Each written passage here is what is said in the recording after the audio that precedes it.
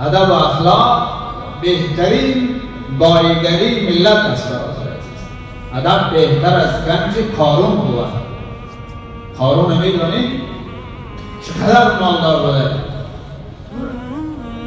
در دنیا. اگر به مالداری هرگاهی کسی را مثال کنن قارون میگن. قارون مالداریش در دنیا مشهور است. مالداری را خدا در قرآن میگه که ما برای قارون دروازه های مال اموال را باز کردیم، خانه هایی را براش باز کردیم. این قدر مالدار بوده.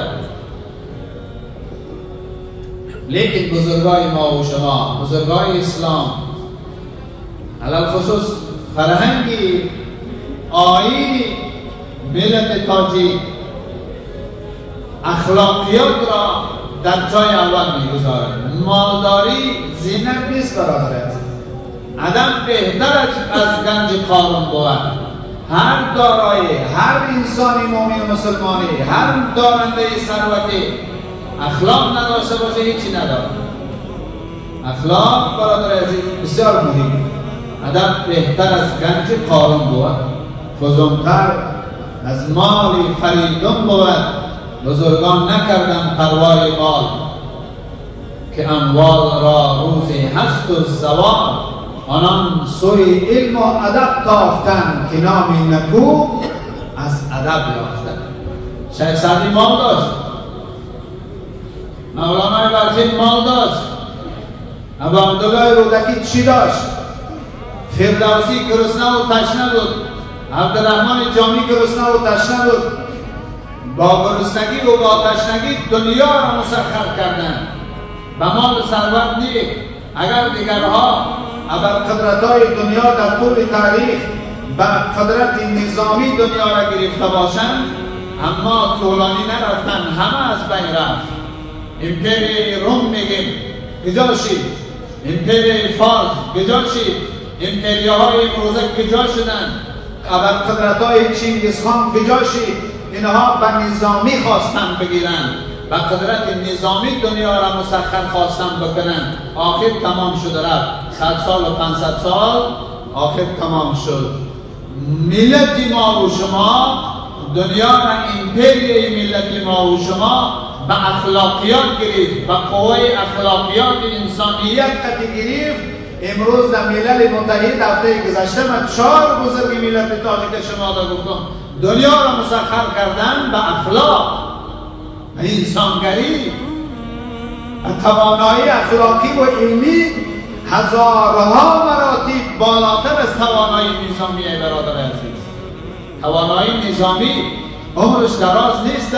هیچ ابرقدرت، هیچ توانگری، هیچ قدرت نظامی برادر عزیز ابدی نیست. اخلاقیات، قدرتی ادب و اخلاق، قدرت علم و فرهنگ ابدیه برادران. تا قیامت کی میتونه نام شیخ سعدی از تاریخ رو بردارن؟ همه دنیا را که داشتن جمع کنن نام شیخ سعدی را بین بردن نمیتونن. اتمای همه دنیا جمع شود فردوسی را بین بردن نمیتونن.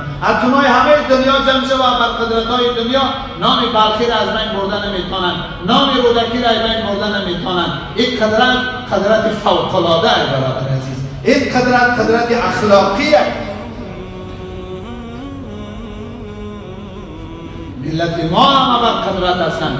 ابرقدرتی در اخلاق، در فرهنگ، در علم. قدرت اساسیه. کدام قدرت خوبه؟ نظامی. قدرت نظامی خوبه که دنیا را 100 سال خود کنی و ایمین بروا که دیگه نامکان تاریخ دنیا را که ایمین هر ابرقدرت قلدره بود ایمین رفت. چنگیزخان واری ظالم نگذاشتن، اما کو قدرتش؟ ای به رحم انسان نبود، کو قدرتش؟ کمی قدرتش که دنیا ببینه؟ فقط در تاریخ نام سیاه ماند و تمام. شیخ سعدی چه قدرت داشت؟ چه نظام داشت؟ فردوسی چه نظام داشت؟ کمال خجندی چه نظام داشت؟ مگر روشش عراق داشت؟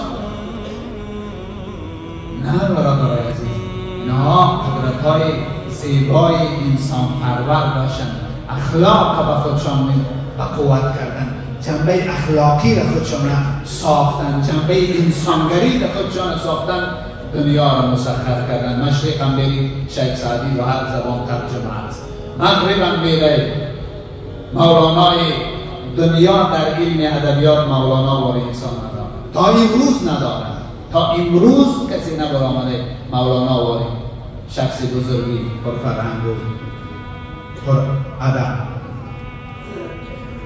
ای ما ای ملت ما و شما، بابا و اجداد ما و شما است.